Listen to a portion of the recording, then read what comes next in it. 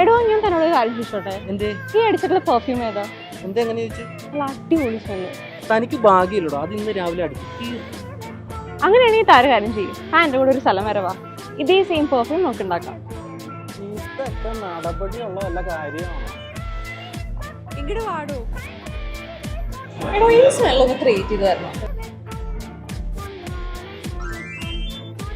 ഇത് ഇന്ത്യയിലെ ആദ്യത്തെ പെർഫ്യൂം ബാർ കോൺസെപ്റ്റാണ്. ഇന്റർനാഷണൽ മാർക്കറ്റിൽ 10,000 വിലയുള്ള പെർഫ്യൂം കേവലം 990 രൂപയ്ക്ക് ഗ്യാരണ്ടി മണി ബാക്കോടുകൂടി നിങ്ങൾക്ക് ഇവിടെ വാങ്ങാവുന്നതാണ്.